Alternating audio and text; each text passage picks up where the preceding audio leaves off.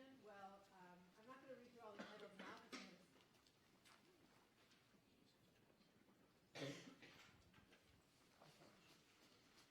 So I guess one theme of the session is all the papers deal with online and game theoretic settings. And the common feature is that they deal with situations where the information available to the algorithm is either noisy, unreliable, randomly perturbed, manipulated, or limited to the extreme. So the first paper is Scheduling with Predictions and the Price of Misprediction by Mitzenmacher. Obviously, the more you know about the jobs you're going to be scheduling, the more effectively you can schedule them. This paper studies the performance of scheduling algorithms when service times are not known, but rather predicted, for example, by a machine learning algorithm. And a key aspect is understanding the robustness to errors of the predictions, to errors in the predictions. The second paper is Online Computation with Untrusted Advice by Spyros, Angelopoulos, Christoph Dürr, Shendan, Shahin, Kamali, and Marc, Renault. Obviously, if an online algorithm has extra information about the request sequence, sometimes called advice, then it can do better. That can only help the online algorithm. But what if the information can't be trusted and perhaps is even generated by a malicious adversary? So this paper revisits a number of classical online algorithms and asks, how do you design and analyze online algorithms that are robust to information that can't be trusted? The third paper is Smoothed Efficient Algorithms and Reductions for Network Coordination Games by Shant, Boodaghians, Rucha, Kulkarni, and Ruta, Mehta. So this deals with a class of potential games called network coordination games. These are games for which there is a pure equilibrium and best response dynamics will converge to it. But unfortunately, this often takes exponential time, and the problem of finding a Nash equilibrium is usually PLS complete. So this paper asks about and analyzes the smoothed complexity of these network coordination games. You know, the question is it the case that when the input parameters of the game are perturbed by a little bit of random noise, the Nash equilibrium can then be found efficiently? The fourth paper in the session is Approximately Strategy-Proof Tournament Rules on Large Manipulating Sets and Cover-Consistence by Ariel, Schvartzman, Matthew Weinberg, Eitan, Zlatin, and Albert Zuo. So maybe you all heard in the 2012 Olympics in London, there was a major scandal in women's doubles badminton. It's a longer story than I want to tell, and hopefully the speaker will tell it. But basically, two teams were both deliberately trying to lose a match they were playing against each other. And why? Because it would benefit them in later rounds of the tournament. So the Olympic Committee was very unhappy that people weren't exerting effort, but of course it was their own fault for designing the tournament badly. So this and other incidents like it raised the question, how do you design tournaments so that this kind of thing doesn't happen? And this paper makes progress on understanding the manipulability and properties of tournament rules. And the final paper in the session is Optimal Single-Choice Profit Inequalities from Samples by Aviad Rubenstein, Jack Wang, and Matt Weinberg. This paper studies the by now classic single-choice profit inequality problem, where a gambler is informed of the prior distributions of a sequence of potential prizes, then sees their realizations one at a time and has to make an irrevocable decision upon seeing each realization as to whether or not to stop and take that prize. And the goal is to compete with a prize collected by a prophet who knows the whole future. And this paper asks the question, what if we don't have a full prior, but rather only samples from each distribution? How many samples are needed to get a good competitive ratio? And so they give some cool answers to that question. So with that, let's bring Mike Mitzenmacher up to speak about scheduling with predictions and the price of misprediction. Thank you. Is the mic on? Sounds like it. Let me start with a sort of simple toy version of the problem. Okay, so suppose we just have two types of jobs, short jobs and long jobs, and the natural thing that you want to do in scheduling is to minimize the total waiting time among all the jobs. So if you knew absolutely nothing at all about any of the jobs, you might just take the jobs in the order that they happen to come in or be presented to you, sort of first come, first serve, or first in, first out, as it's called. You might say, well, maybe the order somehow for some reason is bad. You think it's adversarial in some way, so you might randomize the order. Okay? But of course, if you actually knew the job sizes, you'd simply put the short jobs first in order to minimize the total waiting time. So since everything in the world today is machine learning, right, if you ask the machine learning person down the hall, they would say, well, look, I'll just set up a predictor that will predict for you whether each job is short or long, and you should use that, right? So suppose we have some sort of predictor that tries to predict whether each job is short or long, and then we just use the predictor to order the jobs. Okay. All right, so fun exercise in your online algorithms class you can present is like if you have short jobs and long jobs and they're misclassified with certain given probabilities, what is the expected gain from using this learning algorithm? All right, so you can think of the gain in absolute terms, or a natural way to think of it is in a competitive ratio type framework. All right, so what's the worst case ratio of the expected waiting time using the machine learning algorithm compared to having the perfect information? Okay. And you can work out the details and get this ratio. Looks fairly reasonable. And because whenever we have a setting like this, we have to refer to it as a price of something, I'm going to call this sort of a price of misprediction, right? So notice here that I'm not necessarily comparing to an optimal algorithm for the framework I'm thinking of. Typically, a price of misprediction would be you'd have some algorithm that would function some way if it had perfect information, and the same algorithm under a setting where you have imperfect information, and then the cost would be this ratio between the performance of the algorithm with imperfect information over with perfect information.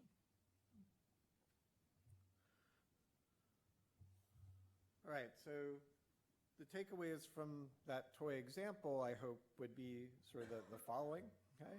It's a pretty simplistic model, but it highlights that even bad predictions can actually be helpful, right? If we go back, we can see that it depends nicely on these misprediction probabilities, P and Q, but in a nice way, and that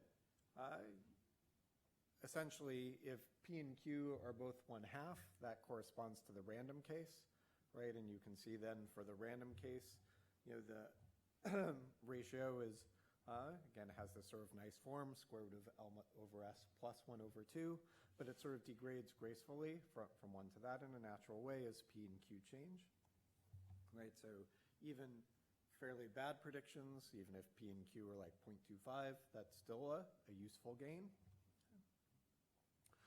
All right, so this is part of as what I think of as a new and growing area that I think will be taking algorithms by storm. You'll be seeing a lot more papers like this, I hope, in the future about algorithms with predictions. Okay? And so to speak a bit for the area, I just thought I'd point a bit to some other resources if this sort of idea sounds interesting. So Sergei Vasilevsky gave a talk at the last HALG on this, and I gave a sort of very similar talk at the last ALGO. And in fact, he and I sort of worked together, and there'll be a book chapter in Tim Roughgarden's new collection on Beyond Worst Case Algorithms, which should be coming out in some small number of months. Daskalauskas and Indik did a sort of course on this over at MIT. There are some materials there, and there was a TTIC summer workshop on this too. So all this suggests to me that you'll be seeing like more of this type of thinking, and I think it's an interesting way to think of or approach problems in both a sort of practical sense, but providing an appropriate theoretical framework of which to use machine learning type results. So that toy problem was a sort of simple scheduling problem, but a more interesting place where we might consider this is in sort of queuing theory, right? So more complex models will look at sort of queues. So the difference between queues is you don't have all the jobs at once. People come in and leave the system over time. Queues are also important because computer science people seem to be fearful and ignore them because they involve like continuous distributions and things like that. But so let me just remind people of sort of the standard queuing model. Generally, we assume Poisson arrivals, which means like the interarrival times between jobs is memoryless, exponentially distributed, with generally taken to be some mean lambda. And the service time, for theory, often it's the case that exponential service times are nice. In practice, of course, you often get, for service time, something with a bit more heavy-tailed, so lots of small jobs, but a small number of really big jobs that get in the way. And in the models we'll be looking at, or in simple models of queuing, the service times are assumed to be unknown, so you just schedule using things like first in, first out. And when looking at various queuing models, the other things you might consider besides service disciplines, whether you want to use first in, first out, or processor sharing, or last come, first serve, or some other variant, is whether or not you're allowing for preemption, like can the job you're serving be preempted, or once you start a job, do you just let it run till it finishes? All right, so what I call the most standard queue, which hopefully some of you have seen reference to, is what's called the MM1 queue. The M sort of stand for memoryless. So those are first in, first out queues. You have Poisson arrivals at some rate less than 1, and exponential service times with mean 1. And then the steady state expected time that a job spends in the system is 1 over 1 minus lambda. So as lambda starts to approach 1, the time you wait blows up, which explains why we all spend so much time on the phone at call centers, because they want to make sure that all their people are always saturated, which means that lambda and 1 are very close. All right, so obviously you can do better than just scheduling first in, first out if you have known service times. So the sort of standard strategies would just be the non-preemptive is just shortest job first. Whenever you have a collection of jobs in the queue, always take the one with the smallest service time. Shortest remaining processing time, that's preemptive. So if a new job comes in and it's smaller than the job being served, it can take over the queue. The preemptive version of shortest job first, so you always try and schedule something that's the shortest, but you can go ahead and preempt it. So all of these things have been studied in the past, and there are known formula for Poisson arrivals and even general service time distributions. All right, so I want to look at the case where we have, I guess, predicted service times. So we suppose that we have, I imagine that there's, again, the machine learning person down the hall comes to me and says, oh, well, I have some way of actually being able to predict the service times. And so, we simply replace the standard policies with their predicted versions. Source predicted job first, predicted remaining service time, preemptive shortest, predicted job first. And because I come from the probability view of the world, I want to do a probabilistic model. So I will assume that there's some density function, well, called g of xy, so that when the true service time is x, the predicted service time is y. An alternative way of thinking about it is you have, given what your true service time is, there's some natural distribution on what the predicted service time is, or of course, vice versa. Now, just in the back of your head, something to keep in mind as I go on is that there is sort of an obvious shortcoming for SR shortest remaining processing time under this model, is that if the predicted job time is smaller than the actual serve time, eventually the predicted service time will hit 0, and that job will just hold the queue, even if it's a big job, even if it's been mispredicted, and just hold the queue until it finishes. Okay. So ideally, you can imagine we might want to do something to prevent some big job that's been mispredicted as being a small job from taking over the queue. But we'd like to do that in some sort of distribution independent way. So if that's left for future work. Okay. All right, so let's just look at shortest job first type queues. Okay, if S is the distribution of the service distribution, I use FS for the density. And there's an analysis that's known for standing queuing theory. And the idea is the basis for this sort of analysis is that once a job arrives, you get to ignore any job with a higher service time because it's not going to affect that job. That job has a higher priority. Okay, so it turns out the important quantities to look at are the rate of inflow of work, which is given by sort of the first integral equation, and the rate of inflow of work for jobs with service less than or equal to x. Okay? And then you can actually write a formula for the expected waiting time that a job spends in the queue when its service time is x.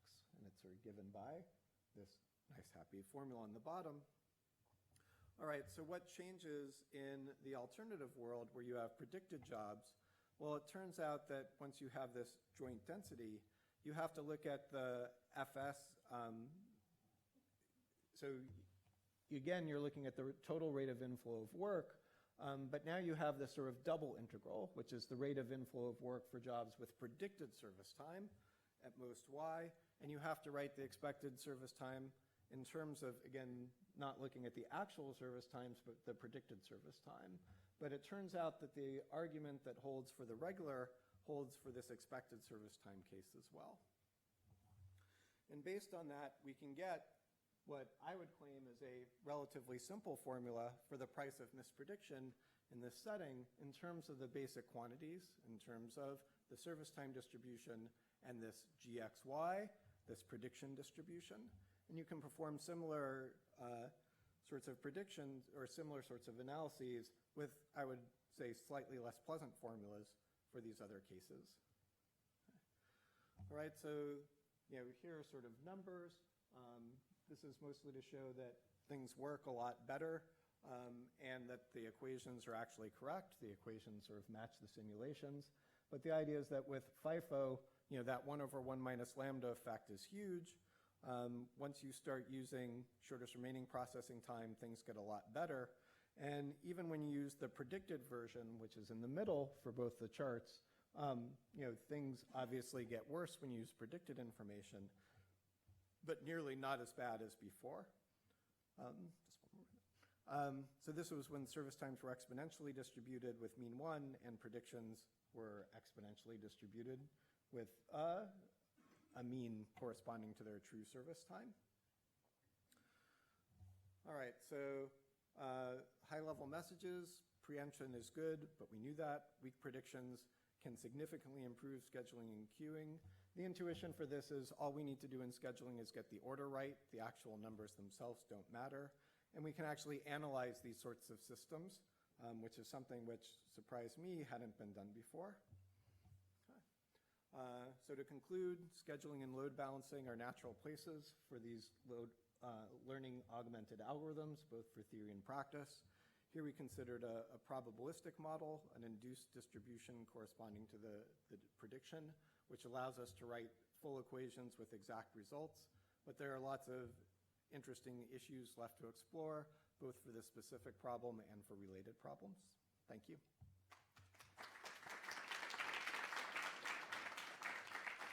Maybe the next speaker can set up while Mike takes a question or two. Alrighty. So, do you have any intuition on what sort of powers we can give to the predictor? Let's we can imagine a more complicated scenario, but if we just give the predictor tons of power, then you might not get any meaningful statements. So just in future problems, I don't know, do you have a sense of how much predictive power such a oracle should have to get, I don't know. Maybe repeat the question. So I guess the question is what the predictive power needs to be. I think the idea is what this shows is that weak predictions can already get you reasonably far.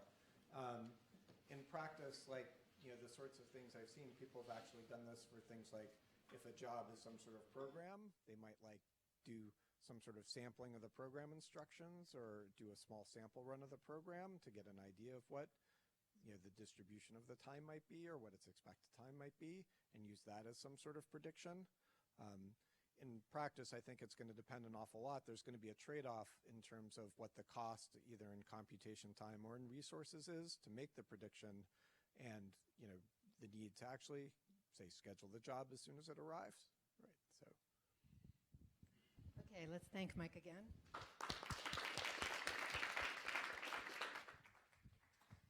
Okay, the next talk is Online Computation with Untrusted Advice by Spyros Angelopoulos, Christoph Dürr, Shahin Kamali, Shendan, and Marc Renault. And, Spyros will give the talk, sorry, my apologies. Thank you very much for the very nice summary of all papers. It's interesting to see all these results in the same session. And so what I would like to talk today is about models of online computation in which the online algorithm is allowed access to some additional information apart from the request sequence. So now the majority of previous work has assumed that this information is always reliable, always foolproof, always error-free. And of course, you may consider that this is a rather unrealistic assumption. So in our work, we're looking into ways to waive this assumption and therefore obtain more realistic, robust models and algorithms. So let me begin with some words about the models we consider here. So we are in the standard model of online computation. We have the online algorithm that does not know the entire input in advance. The input is revealed in the form of a sequence. And for each incoming request, the online algorithm has to make an irrevocable decision concerning this request. And naturally, we consider the competitive ratio in order to evaluate the performance of online algorithms. Now, there are situations where the online algorithm may have access to some additional information. For instance, you can think the situation in which we know the number of requests in the sequence, or we have some limited look ahead, or we know, for example, the number of requests that have a specific property in this sequence. And in fact, there is an entire subfield within online computation which deals with questions of this form. So it studies the interplay between the size of this advice and the performance of the online algorithm. So naturally, if your advice size is empty, if you have no advice, you are in the standard online world. If the advice is infinite, well, there's nothing to do there. Of course, the online algorithm could be overly powerful and encode the optimal decisions. The question is what happens in the spectrum between these two extreme values. And there is a nice survey by Boyer et al. that summarizes some of the recent developments in this field. And there is a lot of work that has been done. But what all this work has in common is that the advice is assumed to be always trusted. And before I get into any technical discussions, why don't we take a short moment and ponder the meaning of the word advice itself? Because I think we will all agree that in the real world, the advice is hardly ever some information that we take for absolute truth. It's more of a recommendation. It is a suggestion that we may want to pursue with prudence and certainly not follow it blindly. So with this observation in mind, let's consider one of the most important online problems. It is the ski rental problem. You're on vacation for the days, but you don't know the length of the vacation. You don't know the number of the days. So you need to have equipment in order to ski. You can either rent skis on every given day for cost of one, or you can buy at cost of B. And the question is, what should you be doing on any given day? And of course, I'm sure that you're all familiar with these important results. Without advice, there is a simple algorithm which is roughly too competitive. It's 2 minus 1 over B competitive, and this is optimal.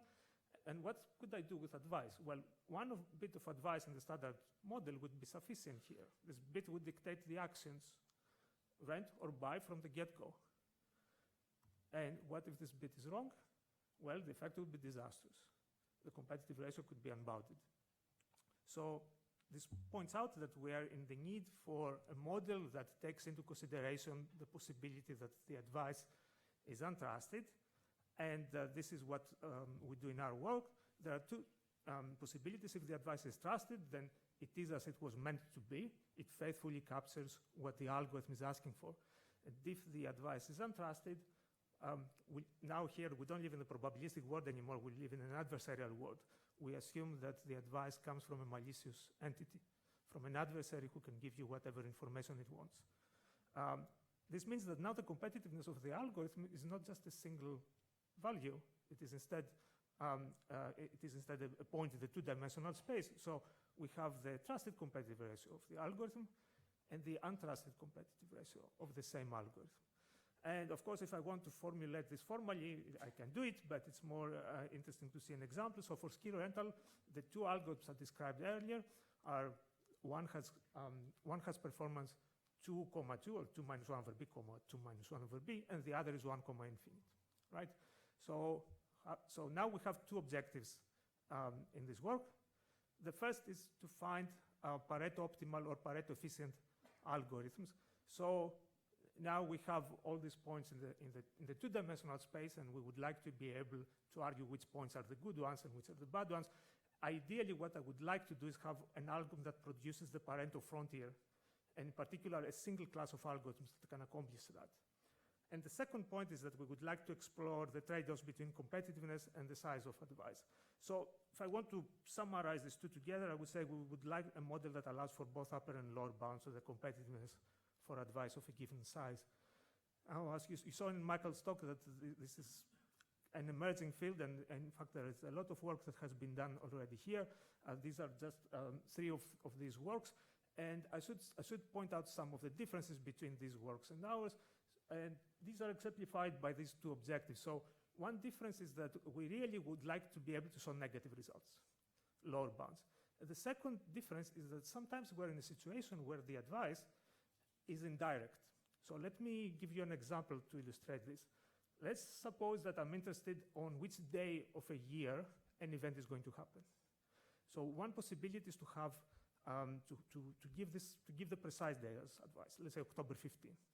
Another possibility is to say this is going to happen in the first half of the year or the second half of the year, or this is going to happen on a weekday or a weekend, or it's going to happen on an even month or on an odd month. So all these are, all of this is information that could be very significant as advice, and I can encode it with a single bit.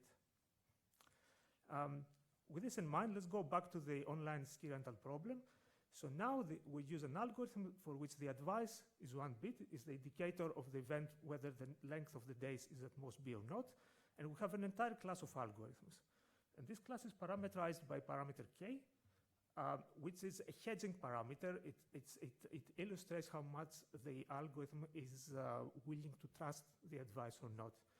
And we can get an upper bound on the competitiveness, but I think the more interesting part is the lower bound. Here we show that any other deterministic algorithm is going to be inferior to this one, even when we allow infinite size of advice. So this was mostly a warm-up example. So in our paper, we give more results for somewhat more technical problems. One problem we consider is the online bidding problem, which is defined in this way. So this is a problem that was introduced by Cromack and Mathieu in order to be able to describe efficient doubling. So you may not have seen this problem, but you may have seen the cowpath problem, the problem of searching on an infinite line for a target. These two problems are essentially the same. So here, what we show is that when this advice, when the advice encodes the hidden value u in the statement of this problem, then we can have a Pareto optimality. But if this is not the case, if we only have k bits of advice, then we can still get near optimal results. And there is still a small gap, but I'm pretty confident that we can narrow the gap in the journal version. We also looked at bin packing and list updates. Now the results here are a bit technical, both in the statement of the results and in the actual description of the algorithm. So I think I will skip the explanation here. You're very welcome to ask me questions. I would like to conclude with some notes on randomization and its impact on this model. So in our work, we show that randomization can be beneficial in the Pareto sense, in the sense that for ski rental, there are randomized algorithms that dominate the best deterministic ones. And another observation here is that unlike the standard advice model, in which an advice bit is at least as powerful as a random bit, here this is not necessarily the case. So there are some interesting distinctions between the models. So let me jump directly to some conclusions. So what we explored in this work is what we explored in our work was this interplay between parameters such as trustworthiness of advice, competitiveness of the online algorithm, and the size of the advice. And of course, there are many other problems that one could look at here, such as the ones I illustrate in this slide. I would be interested particularly in randomization, because there are some nice results by Bloom and Burch that show us how to use, how to combine expert advice for metrical task system problems. So in particular, for this class of problems, we can pretty much get, using this result, best of both worlds types of results in this framework. And since this is a conference on innovations in theoretical computer science, let me conclude with what is a rather broad objective. Can we bring this, the advice model, which is still a very information theoretic model, which does not really have, has rather tenuous connections to practical applications. Can we take this model and bring it closer to the machine learning world? So, thank you very much.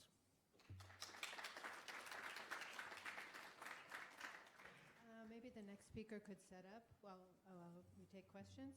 Any questions?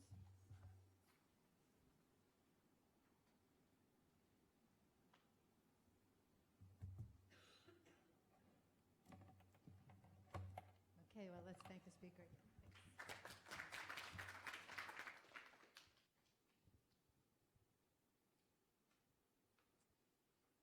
Okay, the next talk is Smoothed, Efficient Algorithms and Reductions for Network Coordination Games by Shant, Boodaghians, Rucha, Kulkarni, and Ruta, Mehta, and Shant will give the talk. Thank you. So, yeah, I'm going to begin the talk by introducing most of these keywords in the title. So basically, Nash equilibrium computation is traditionally a hard problem. Most versions of this problem are hard. For example, finding a Nash equilibrium in a bimatrix game is in general PPAD hard. In congestion games, it's PLS hard. Even in specific instances like symmetric bimatrix games, low-rank games, finding approximate equilibria, these are all PPAD hard instances. And standard complexity assumptions rule out smooth, efficient algorithms for finding equilibria. But there are special cases where it's easy. For example, when the games are sparse or zero-sum, there are straightforward algorithms. And one special case of when this is easy is coordination games. So a coordination game is a bimatrix game where the two payoff matrices are the same, meaning both players are getting the same payoff and they're coordinating on trying to get as much payoff together. Equilibria are easy to find in this setting because obviously the largest entry in the matrix is an equilibrium. Nobody wants to deviate from the largest payoff that they can both get. In this talk, I'm going to talk about a generalization of coordination games, which are a network of coordination games. I'll explain that in the next slide. Finding an equilibria in these network coordination games is PLS complete, but we show that when the payoff values are perturbed in a smooth setting, you get efficient algorithms for finding an equilibrium. So quickly, what is a network coordination game? You begin with, the game is modeled as some game graph, as shown here, where the nodes of the graph are the players of the game. And any edge between two players is a two-player coordination game. But the key is that whenever a player chooses a strategy, they're choosing the strategy simultaneously for all the games that they're participating in. So these games have a potential function, which here is just the sum over all of the game edges of the payoff on that game. And the thing to note about the potential function is that whenever a single player changes their strategy, the payoff, the change in that player's payoff is the change in the potential function. So this means that when you're at a Nash equilibrium, when nobody can increase their payoff by just changing their strategy, this implies that you are at a local max of this potential function. So clearly finding a Nash equilibrium just reduces to finding a local max of this potential function. And so you get good greedy search algorithms for finding the local max of this potential function. And these are natural dynamics, right? If this is just the dynamics of what happens if one player just makes a change that improves their payoff. In the worst case, these can take exponential time, but we want to show that when the input is randomized, these do converge more efficiently. So our smoothness model is basically all the payoff values are an adversarial distribution on the interval -1, 1. They're independently distributed, but we require that the density functions on the payoff values are upper bounded by some number phi. And what we mean by an algorithm has smooth polynomial time, we mean that the probability that the running time is larger than some polynomial in this phi value in n is polynomially decreasing in n. You can think of phi as being inversely proportional to perturbation size. So basically, our paper shows that the natural dynamics that I've described above will converge in a smoothed instance in quasi-polynomially many steps with high probability. And we also show that finding this Nash equilibrium admits a smoothness-preserving reduction to finding a locally maximal cut in a graph, which was recently shown to have smooth-efficient algorithms. And as far as we know, there are not many or no other smoothness-preserving reductions out there. So quickly, some past results on the local max cut problem. The local max cut problem consists of finding a cut in a graph that is maximal up to flipping one node across the cut. This is a PLS complete problem, but in recent years it was shown that when the edge weights are perturbed in a similar way to the smooth model from the previous slide, when the edge weights are perturbed, with high probability, any greedy search algorithm, as long as it's improving at every step, will converge to a locally maximal cut in quasi-polynomial many steps. This was shown in SODA of 2014. This year, Chen et al. Improved the exponent to root log n in a very recent paper. Sorry, last year, I guess. And also at the same time, in stock of 2017, it was shown that when the graph is complete, meaning that any two nodes share a random edge weight, share an edge with random weight, then the greedy search algorithms will necessarily converge to a maximal cut in polynomial time. And instead of the following year, the analysis was refined to greatly reduce the exponent of the polynomial. We also care about the local max bisection problem, which consists of finding a balanced cut that is maximal up to swapping a pair of nodes across the cut. But there's no known smooth analysis for this problem. Like I said, smoothness-preserving reductions. What we mean by this is it's just a standard reduction where if B has some smooth-efficient algorithm, you want to, if reducing A to B, you map the inputs from A to the inputs of B, run the algorithm for B, and map solutions back. But the issue is that the smooth-efficient algorithm on B has some distributional assumptions on its input to run efficiently with high probability. And we need to ensure that, given the randomness on the inputs of A and the mapping, that these assumptions are satisfied. But if we can get this, if these conditions are met, we get easier smooth analysis than just directly running a smooth analysis. So the first set of results we have is showing that when you have an instance of network coordination games with 2x2 payoff matrices, finding a Nash equilibrium reduces in a smoothness-preserving manner to finding a locally maximal cut, and given past results implies polynomial running time. And also, when we have a general payoff matrices, we show that this reduces to finding a locally maximal bisection. Because there is no known smooth analysis result, this is conditional. But we can get around the conditional result by just directly analyzing the natural dynamics from the earlier slides. So recalling the natural dynamics, we have this potential function, and we want to locally greedily search along this potential function, i.e. whenever a player can make an improvement, just make that improvement. And we show that if we have k by k payoff matrices and a smoothed instance as before with all the values density bounded by phi, that the natural dynamics will converge to an equilibrium in quasi-polynomial and n to the k steps. And if the game graph is complete, polynomial and n to the k steps. So this analysis is extending the previous local max cut analyses. And the root log n exponent wasn't known at the time of writing, and their techniques are a little bit more out there, so we don't know yet if it quite applies to our setting. But it could. We could reduce the first running time to having the exponent be k root log n k. We can eliminate the exponential dependence on k from the previous slide, from the reduction, by showing that local max bisection has a smooth efficient algorithm. So there's a framework common to the proofs of all of these local max cut papers, and also to our paper, that I need to introduce to you to explain how any of these proofs would work, and also to explain why smoothness-preserving reductions are possible to the local max cut problem. The main observation is that the potential function is just a sum of random inputs, right? So it's a linear combination of the random inputs, meaning that if you fix a local search sequence, a sequence of steps of a local search algorithm, there is some matrix such that the product mx is a vector whose entries are how much the potential function is changing at each step. And basically, if you fix such a sequence ahead of time, and this random product mx has any entry that is non-positive, we know that it's not an improving sequence.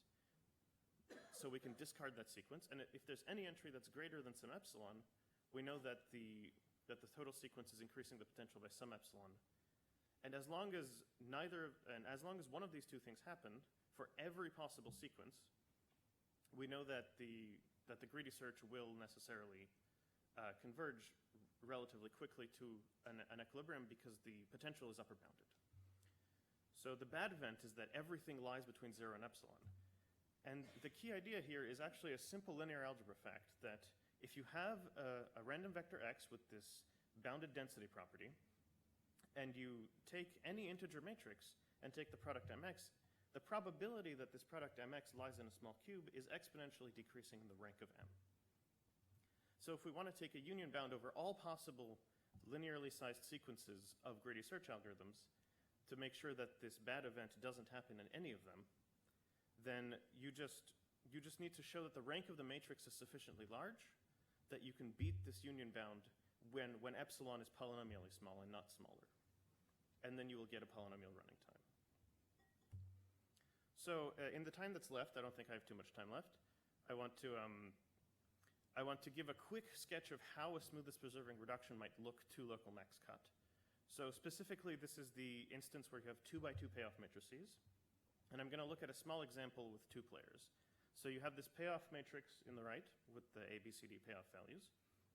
And we consider this graph where I have two nodes in the middle, the row and column nodes for the players, the row player and the column player, and 2 nodes on the left and right, the 0 node and the 1 node for the 0 and 1 strategies that the players can play. And basically, whenever you have a 0-1 cut, you want to interpret the side of the cut that the players are on as the strategy that they're playing. And we've chosen the edge weights here so that once you interpret it this way, the cut value is exactly the payoff that they're receiving. And because changing strategy is just changing the side of the cut, a local max cut is just a Nash equilibrium.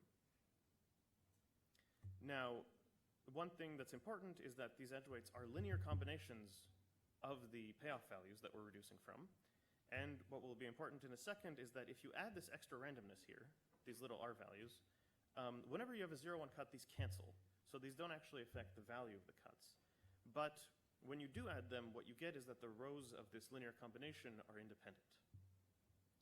So the question here is, why would this be smoothness preserving? Why would this allow, so the original local max cut papers required the inputs to be independent.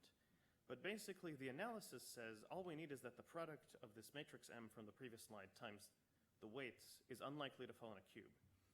But if you take the product MA, then as long as the rows of A are linearly independent, that paper has shown that the rank of M is large, so the rank of MA must be large, and everything just goes through. So to generalize this to an n-player network coordination game, you just take a copy of this gadget and paste it over every game edge for some universal 0 and 1 nodes, taking the sums of overlapping edges. And yeah, that's the reduction for 2x2 payoff values. For k by k, it's a little more complicated. You need bisection. You need flipping 2 nodes at a time. I don't really have time to go over that or to go over the actual direct analysis. But yeah, thank you.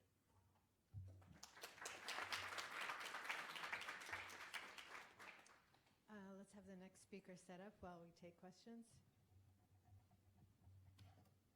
Questions?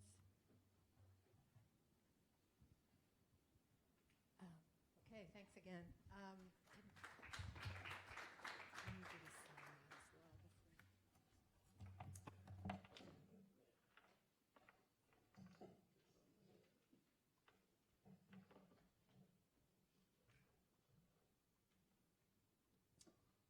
Okay, so the next talk is approximately strategy-proof tournament rules on large manipulating sets and cover-consistence by Ariel Schvartzman, Matt Weinberg, Eitan Zlatin, and Albert Zuo. And Eitan will give the talk.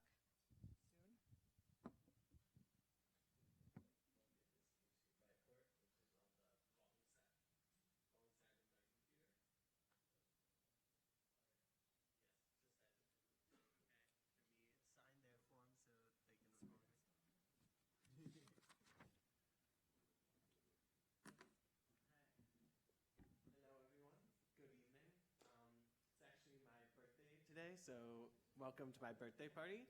I hear there's actually a good conference going on at the same place. You should attend. So this is approximately strategy-proof tournament rules. And one thing that's well known in the AGT community is that incentives in sports matter. And you were promised a story about the 2012 London badminton game, so I guess I must tell it. So basically what happened was a team that was thought to be very good actually lost early in the group stages, and the next stage was going to be a single elimination tournament.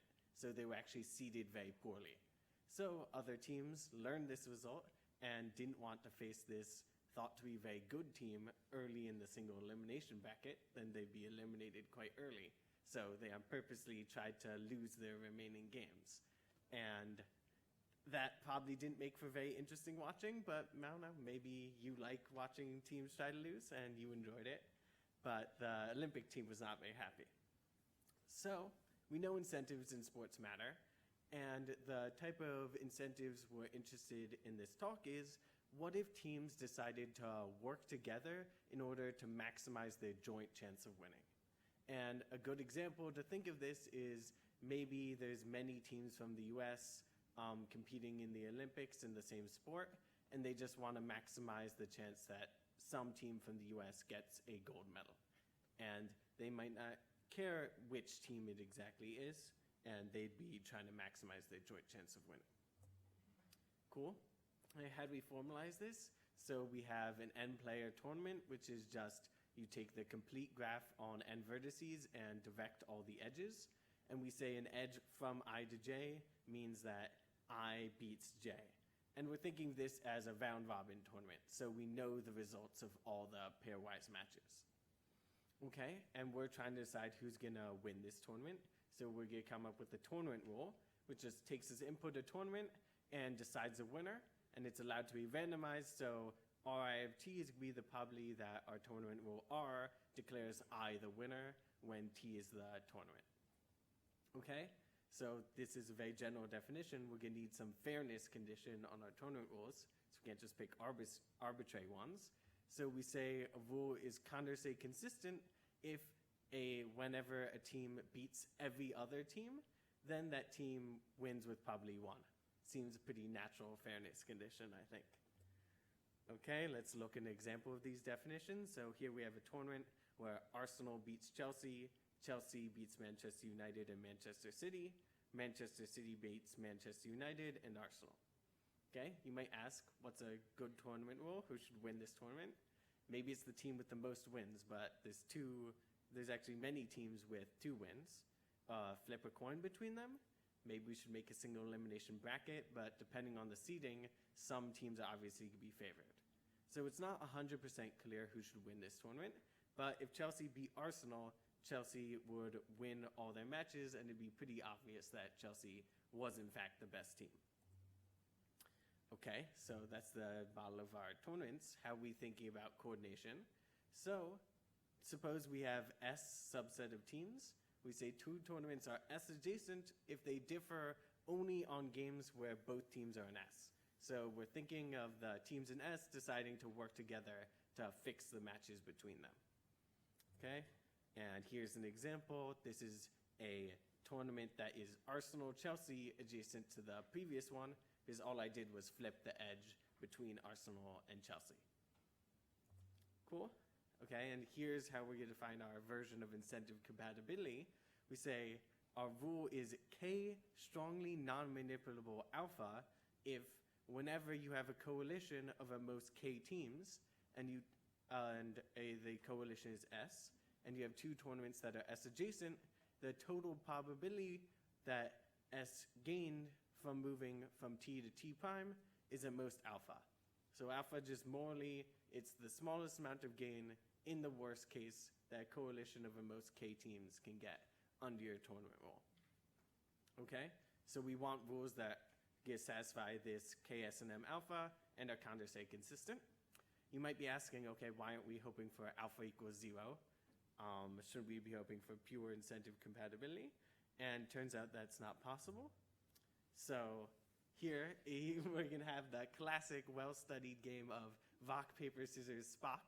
I don't know if you have seen the Big Bang Theory, but this is actually a tournament graph, so we suppose these are actually players in some strange tournament.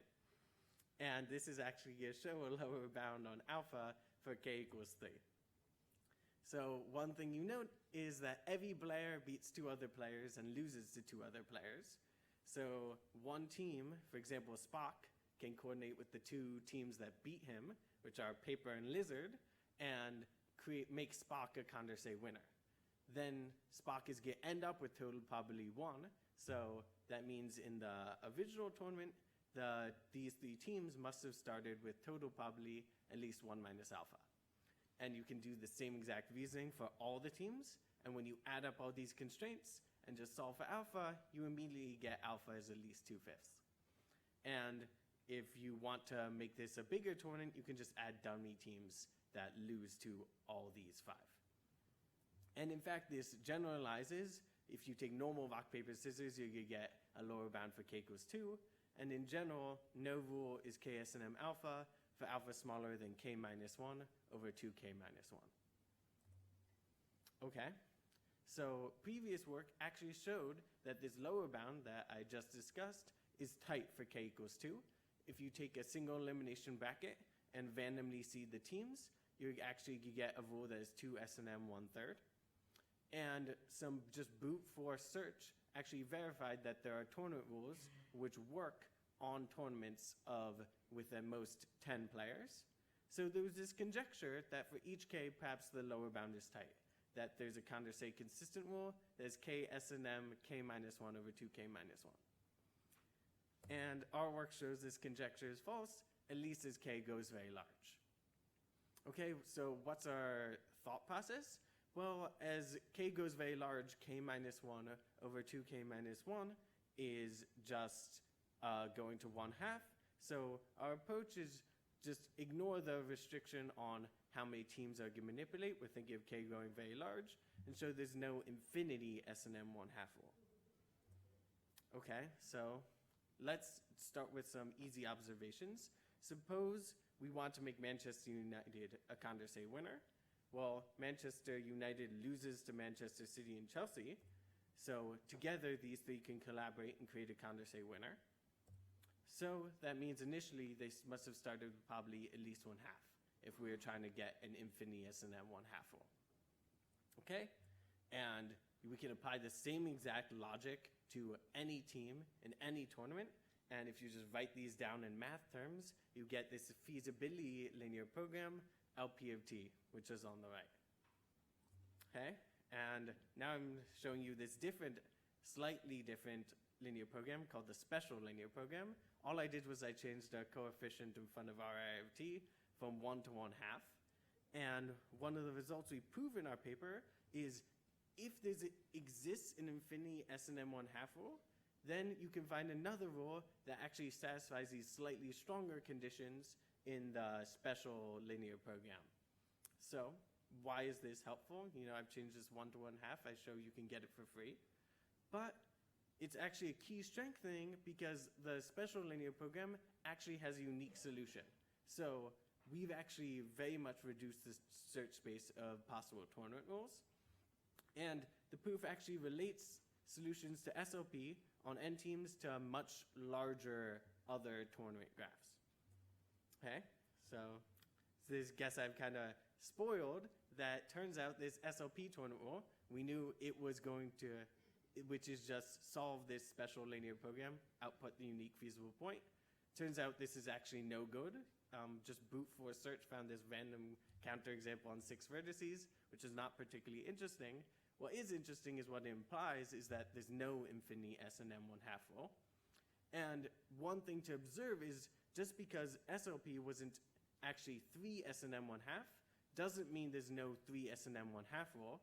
It's because of this weird relation of SLP to much larger tournament rules, we actually get that there's no 939 S&M 938 over 1877 rule, which is definitely a bit strange.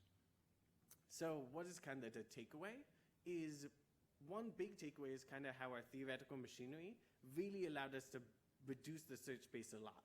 First, we got that the SOP tournament rule was actually the best tournament rule if we were going to have one, and that SOP's relationship to other tournaments that are much larger actually, in some sense, allowed us to find a counterexample on this very massive graph with like 1,878 vertices.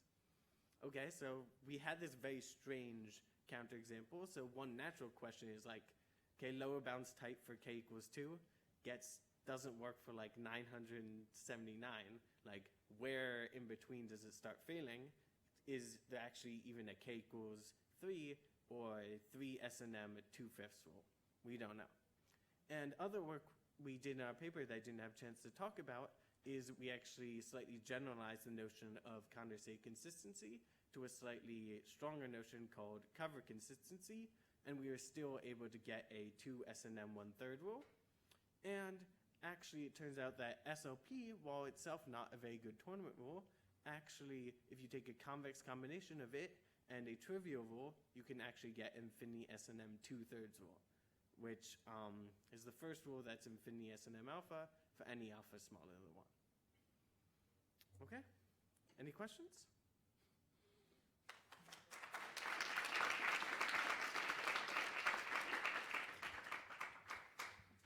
Let's have the next speaker set up while Eitan is taking questions. Any questions?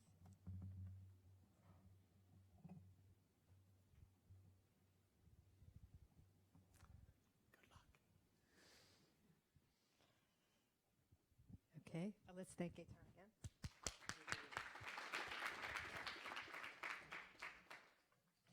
Okay, the final talk of the session is Optimal Single Choice Profit Inequalities from Samples by Aviad Rubenstein, Jack Wang, and Matt Weinberg. And Jack will give the talk.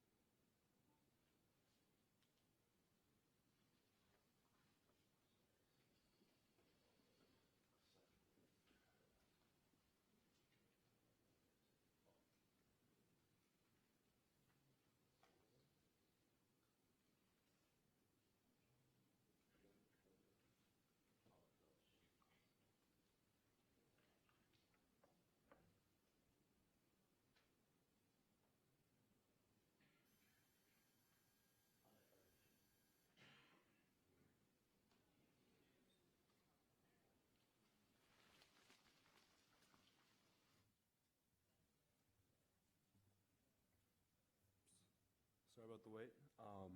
I'm Jack Wang, and I'm here to talk about optimal single choice profit inequalities from samples. My wonderful co-authors are Aviad at Stanford and Matt at Princeton, and I'm a first-year graduate student at Cornell. So just to give an outline, so we have two cute results on the very classic profit inequality problem. And my goals are to quickly explain the background in case you don't know the problem, present the proof of one of the results. It's really short and sweet, and I think you might be interested. And finally, I'll go through some interesting open questions. So what is a profit inequality? Imagine we have a gambler, and he has these n boxes in front of him. And on each of the boxes is printed some probability distribution. So what's going to happen is, in this order, values are going to pop out, selected from the probability distributions, and the gambler can either say, yes, I want this value, and keep it, and the game ends, or they can say no, and the next one will pop out, and they repeat the process. And this continues until the game ends and they get nothing, or they've taken some value. So that model of the problem has been solved. It was posed in the 70s, and Krengel, Suchesson, and Karlin showed that the gambler can get 1/2 of the profit's value in expectation. And by the profit, we mean somebody who can always select the highest value overall. And this is tight, so we can see this lower bound example. In the first box, 1 will always pop out. And in the second box, 1 over epsilon will pop out with probability epsilon. So what is the profit going to do? If the very high value pops out of the second box, they will take that, and otherwise they'll take the first box. But if you look at the gambler's options, they can either always take the first one, or they can always take the second one. Either one of those is going to give them a value of 1, or they can do any convex combination of that, but that won't really help. So the gambler gets a value of 1, and the profit gets a value which is close to 2, and that's the best that they can do. Why is this problem interesting? So it's a really fundamental problem in probability theory, and it's had a huge impact in mechanism design. One of the seminal papers was by Chawla, Hartline, Malik, and Sivan, and it shows that results on profit inequalities imply all sorts of results for mechanism design. But one of the disadvantages of this model is that it requires us to know exact distributions characterizing future events, and we don't really have that in real-life settings. So what we'd like to do really is maybe do something with some data that we have about what's happened in the past, and hopefully that will be good enough for us to make good decisions in the future. Studying profit inequalities with samples is really important to bridge theory and practice in this area, and the CS community has recognized this, and this paper fits in a larger trend of generally replacing distributions with samples. So to exactly specify what's going on, so imagine the gambler is again looking at these boxes, but there's no information on them. First is going to pop out maybe 1 sample from each box, or maybe multiple samples from each box. And then the game is going to proceed. So a real value will pop out. The gambler can say, yes, I want this, or no, I don't want it. And then we'll proceed to the next one, etc. So let me present the 2 results that we have in this paper. So first, just to recap, in the classic profit inequality with known but arbitrary distributions, we can get a half, and that's the result from the 70s. Surprisingly, we showed that we can match this guarantee exactly while only knowing 1 sample from each of the distributions. Our second result, if we instead replace the arbitrary distributions with the same distribution for each box, then there's a tight result of 0.745 that you can get. In the best paper from ECE last year, they showed that with theta of n squared samples, you can match this 0.745 up to epsilon error. And the authors of that paper actually thought that this was the right answer. But actually, we were able to obtain up to epsilon error and O of n samples, basically, to get that same result. And this is actually tied up to a constant number of samples. It matches the lower bound that they have. So I'm going to go through the proof of result 1. It's short and sweet, and the algorithm is very simple. So you just take the biggest sample that you got, and you set it as a threshold, and you take anything that exceeds it. Let's assume there's no ties. If there are, then we can take care of that by standard arguments. So going back to these sample and real values, what we kind of been imagining is that you have 1 set of samples and 1 set of reals. But actually, we can also imagine that just 2 samples were drawn from each distribution, and we don't really know which one was a sample or a real. Imagine that the person running the game kind of did this behind the scenes. They just drew two samples at once. And then imagine that they just fix these values, and then they toss a coin to assign each pair to either the first one is sample and the second one is real, or vice versa. So this is called the principle of deferred decisions, if you may be familiar with that. And it's not too hard to reason that the result of what the gambler is going to see in the game is exactly the same with or without the coin tosses. So just to go through, if for any fixed set of values over the randomness of the coin tosses, we can prove a 1/2 guarantee, then it's certainly true for any like randomly generated set of values. Then this also implies that you get a half over just randomness from the distributions and no coin tosses, because the coin tosses weren't really doing anything. That means that we only need to prove our algorithm's guarantee over the coin flips and without any randomness of the distributions at all. So to go through the analysis, we're going to take all those values and we're going to sort them in descending order and relabel them as these W's. At some point, going through this list from large values to small values, we're going to see a pair of values that came from the same pair. And we'll call this, the index at which this occurs, the pivotal index. Let C of W sub J indicate the outcome of the coin flip for some number. And since J star is the pivotal index, there was some index before it that also came from the same pair, which means J star, the outcome of C of WJ, J star, was completely determined by some other coin flip that came before it. But for all the other ones, they're just independent coin flips, if that makes sense.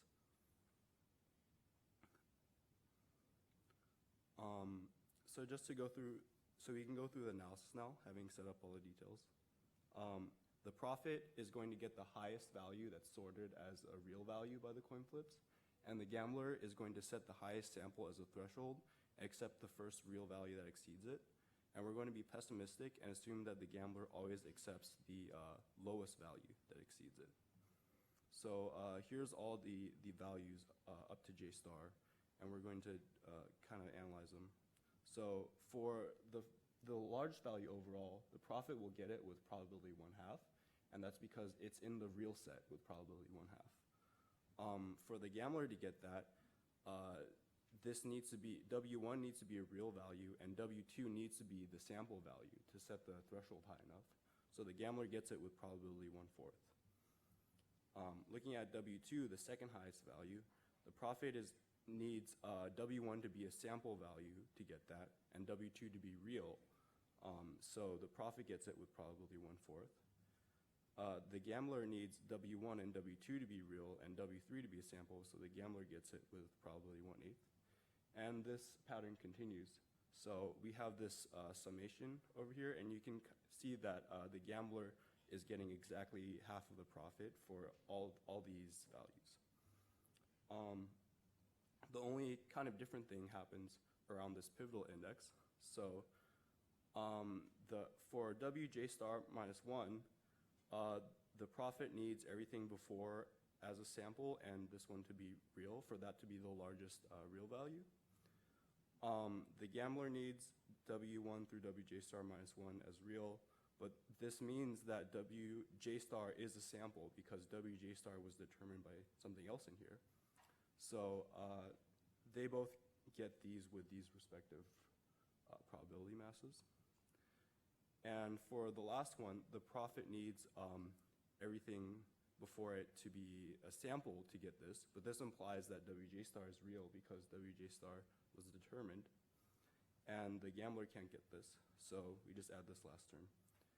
And basically, the analysis kind of shows that you can just compare these, and everything on the right is more than 1/2 of everything on the left. And that's basically the conclusion of the proof. So there's, I think, some really interesting open questions coming from this result. So we have a result for one item. Can we extend this to some sort of combinatorial constraints? And I think it's an interesting question if we could match the competitive guarantee for all sorts of different combinatorial constraints. Something I'm personally really interested in is so in the matroid profit inequality, where you know the distributions, there's an algorithm that you can get a half approximation, but with samples, we actually don't have any constant competitive algorithm at all. So that's an open question. And to conclude my talk, I think we have 2 short and sweet but really interesting results on the profit inequality, and there's some exciting open questions that come out of this. So please talk to me, Matt, or Aviad. We're all at the conference if you want some more information, and thank you very much for listening.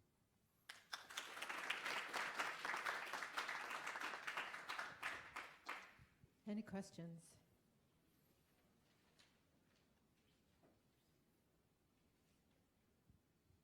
Okay, well, that was a great session. Thank you so much to all the speakers.